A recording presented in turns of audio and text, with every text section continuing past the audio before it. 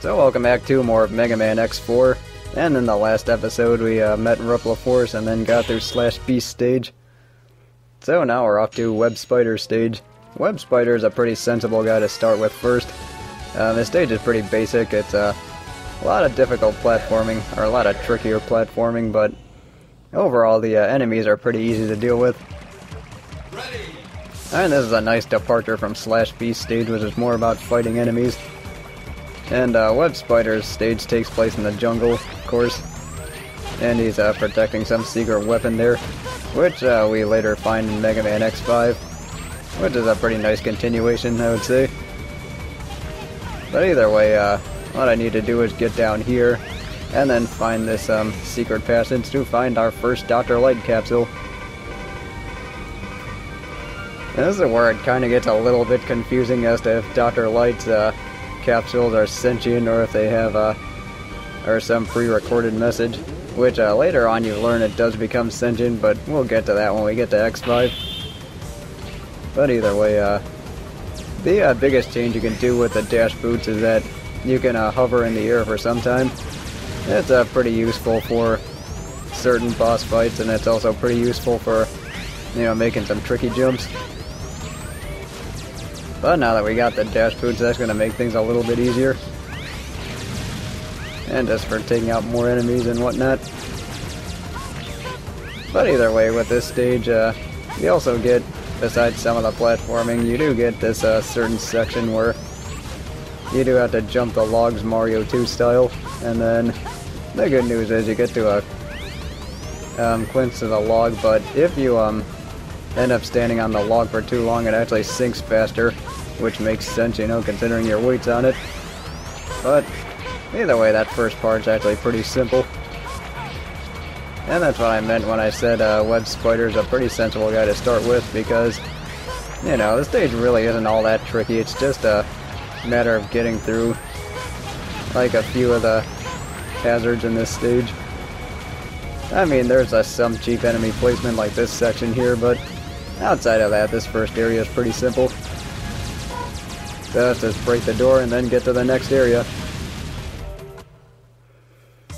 Also, as far as the areas go, I think they might have given you too much of a break when it came to the halfway point of the stage.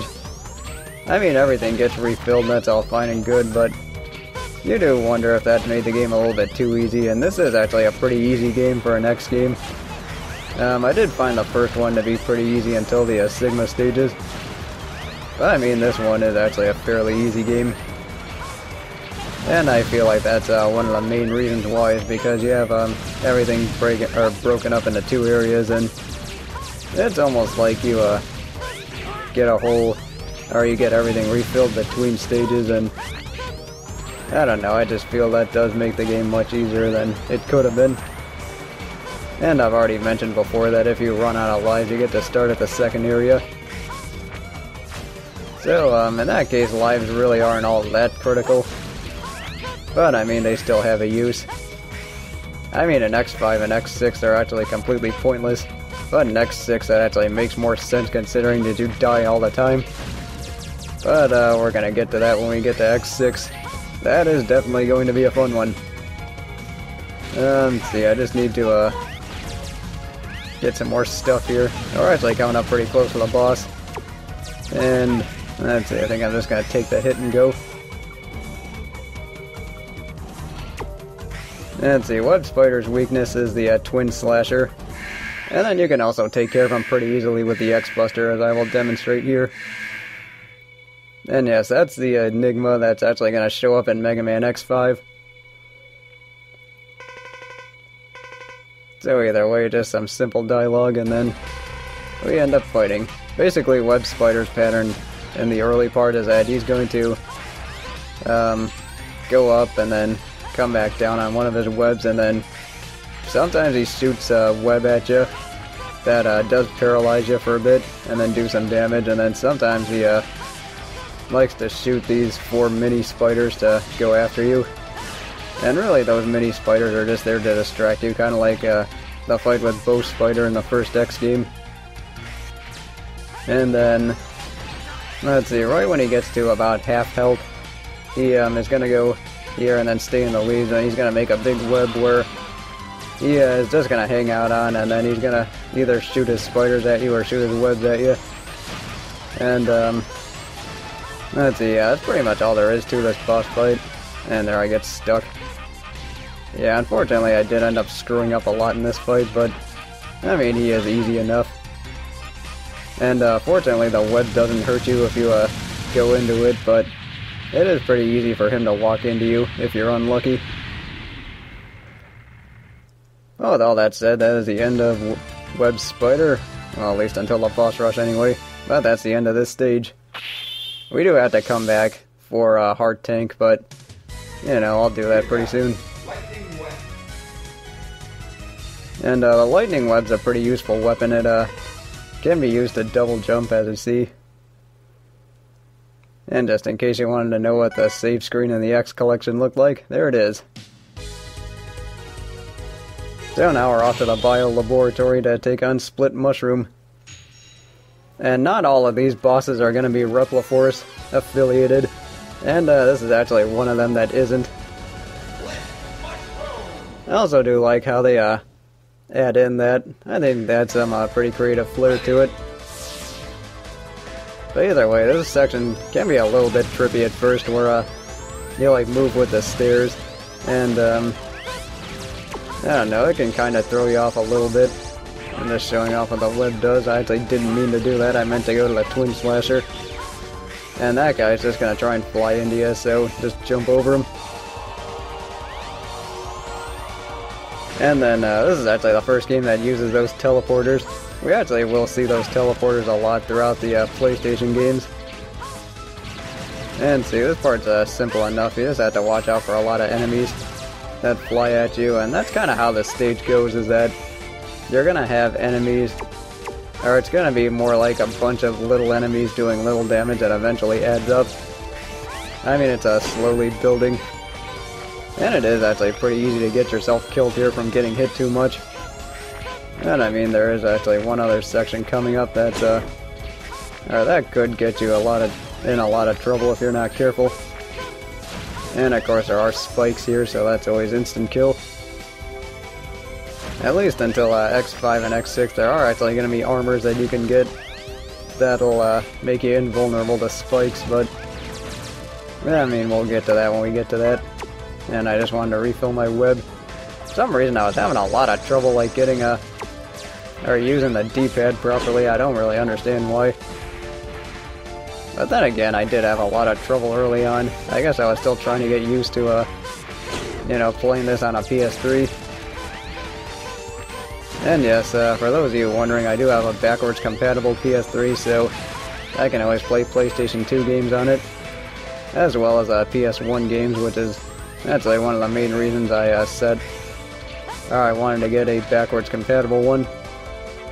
Because I do have more plans involving PlayStation games on the horizon. I mean, they probably won't be in effect until, like, let's say around the end of the year. But I mean, there are still some PlayStation games I want to show off. But either way, this mini-boss is pretty simple. What you have to do is wait for him to come up, and then dash off the platform he's aiming for, and then just shoot the hell out of him.